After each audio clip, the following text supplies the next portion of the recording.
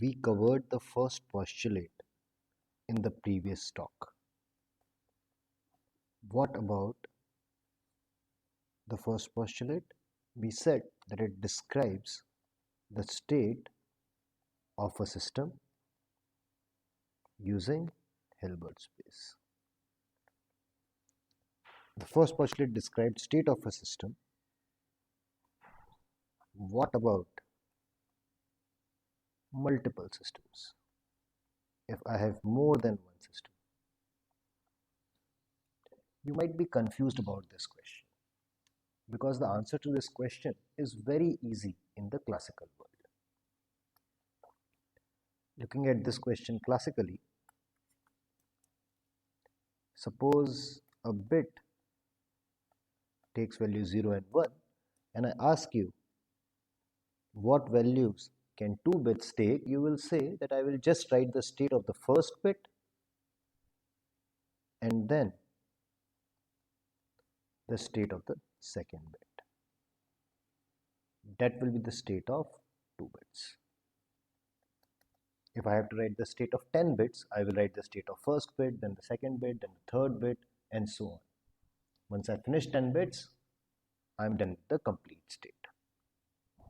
This seems like a very easy description. So in the case of 2 bits, my possible states are 0, 0, 0, 1, 1, 0, and 1, 1.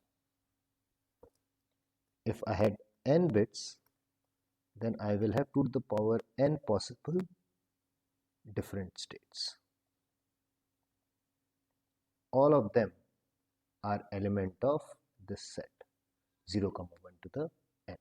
All the strings of length n will describe a state of n bits.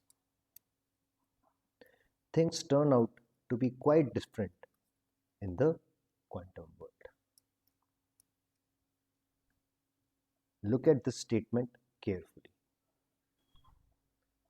There exist state of 2 systems.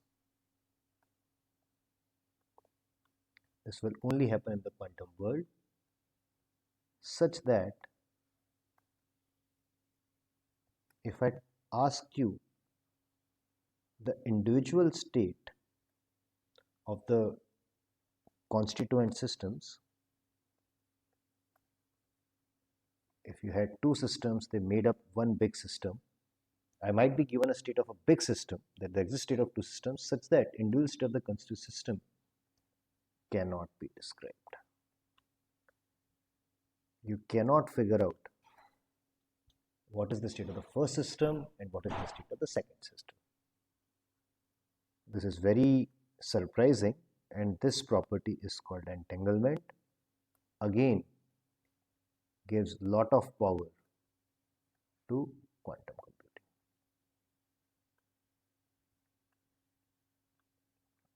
We have seen superposition in the last video. Now this is entanglement. We will describe it more clearly, but the formalism we need to describe this is called a tensor product. This will give us the mathematical basis so that we can describe entanglement or the state of composite systems, the state of multiple systems. Let's go into detail. Suppose I have a ball and it can be in 2 colors, red or blue. If I ask you what is the classical color of the ball, you would say red or blue. If I have analogous quantum ball, then its classical states will be R and B for red and blue color, but I also know that any state which is in superposition is also a possible color of this quantum ball. So when I say usual laws, I mean alpha complex numbers such that their amplitude squares and sums up to 1. This is fine. This is what we saw in the previous lecture. What if we have 2 balls? how can I describe their quantum color? Notice what are the possible classical colors. The classical colors are red red, red blue, blue red, and red red. I will just write that quantumly the classical colors are this. But once I know this, I should also allow any superposition of these possible classical colors. That means for two quantum balls, if I ask you the color, then the color could be anything which looks like this state. Again, alpha 1 to alpha 4 are complex numbers such that their amplitude square sums up to 1. This is the idea behind tensor product. I should be able to allow all possible states of this kind. This motivates the definition of tensor product of two vector spaces.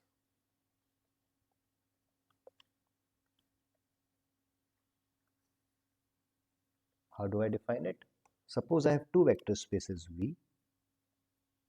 I should say that these are vector spaces with inner product, so I can define an orthonormal basis. So V is an inner product space. I have one orthonormal basis for V.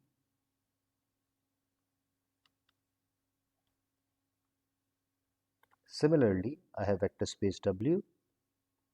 It has orthonormal basis W1 to Wn. Let me change the entry. So let me call it M. The dimension of V and W need not be same. Once this is the case, the vector space V tensor W is the space spanned by all possible vectors Vi tensor Wj. I will have one vector for each Vi tensor Wj. I ranges from 1 to n and j ranges from 1 to m. For all these combinations, I will have a vector and they will constitute the orthonormal basis of V tensor W. Again, if I have the orthonormal basis, then I have the entire space. So what did I do? I had two vector spaces, V and W. I had their orthonormal basis, V1 to Vn and W1 to Wm. Then I am defining another vector space, V tensor W, which is the space spanned by these vectors, Vi tensor Wj, such that I ranges from 1 to n and j ranges from 1 to n. It is quite clear that the dimension of V tensor W is Mn because it has that many elements in its orthonormal basis. This tensor space gives rise to a bilinear map from V cross W to V tensor W. Notice that on the left hand side there are two vector spaces. I take an element of V and element of W. This map, this tensor map, will take these two vectors to a single map, V tensor W. This map needs to satisfy certain properties. Then only it is a valid map. So how can I define V tensor W? For two vectors now, it should satisfy the properties. One, is scalar multiplication. This is reminiscent of many of the properties in linear algebra. The alpha v tensor W should be equal to v tensor alpha W should be equal to alpha v tensor W. Second thing, this bilinear map, which I am calling a tensor map, this bilinear map should obviously be linear in both.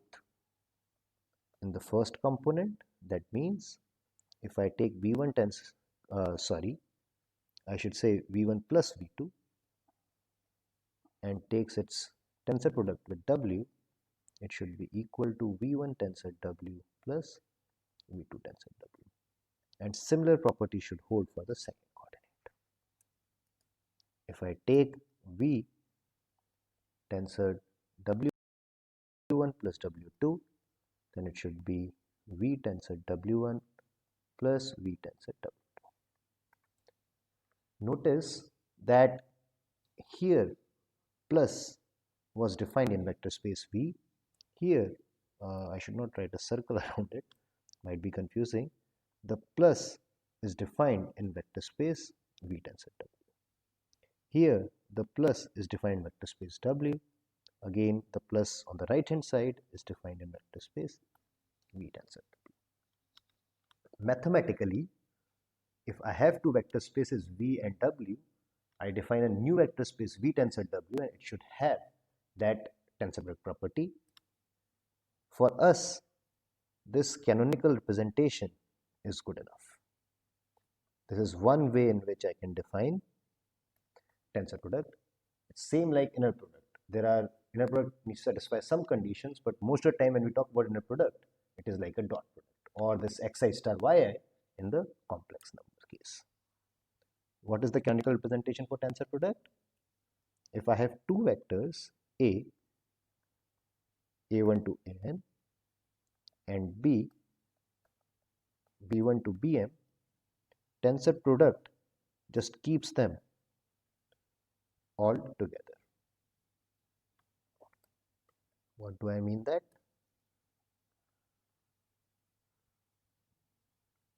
This is how my big vector A tensor B looks like. This is equal to A1 B1, A1 BM, A2 B1, so on, A2 BM, and so on. This is how I can define one canonical representation of a tensor product, and this is the representation we will worry about.